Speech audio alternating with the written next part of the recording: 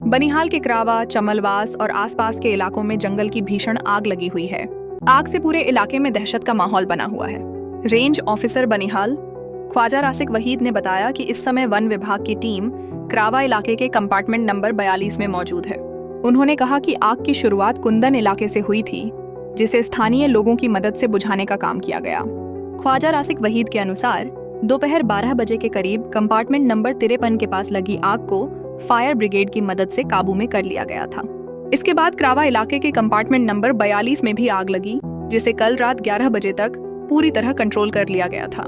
लेकिन आज सुबह करीब 3 बजे आग एक बार फिर इलाके में फैलने लगी। आग पर काबू पाने के लिए भारतीय सेना के जवान, वन विभाग, फायर ब्रिगेड और स्थानीय लोग मिलकर लगातार काम कर रहे हैं। हालात पर पूरी तरह नजर रखी जा रही है।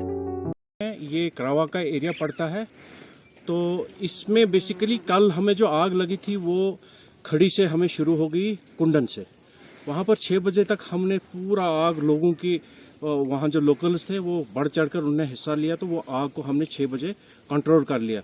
उसके बाद हमें 2 जगह और आग लगी थी कंपार्टमेंट नंबर 54 में, 53 और 54 में, तो वो भी हमने मतलब शाम से पहले उसको काबू कर लिया।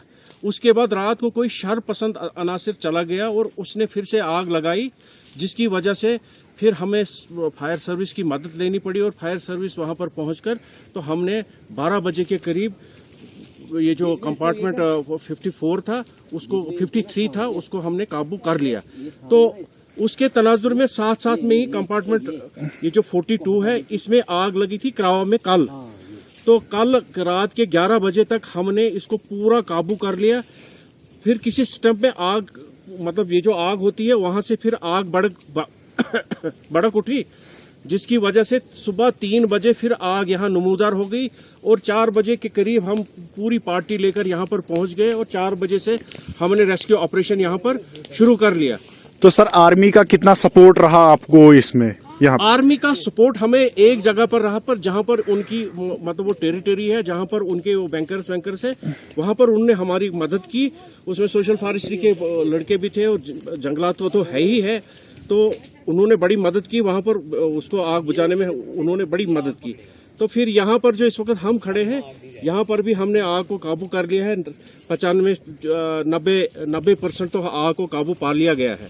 जैसे आपकी कैमरा की आंख ने भी देखा होगा, आप यहाँ पे मौजूद हैं, तो आग को किन मुश्किल परिस्थितियों में हम आग को बुझाते हैं।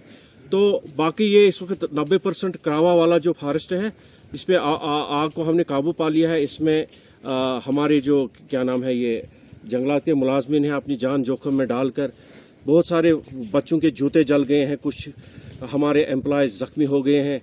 तो चले ये जी पार्ट ऑफ द गेम है, तो हम अपना फर्ज निभाते हैं।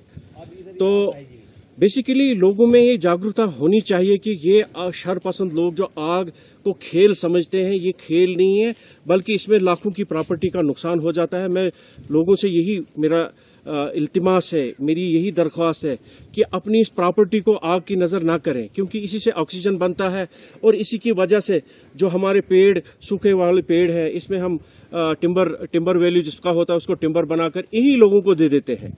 तो अगर ये आग की नज़र हो जाता है तो हमें फिर कुछ नहीं मिलेगा।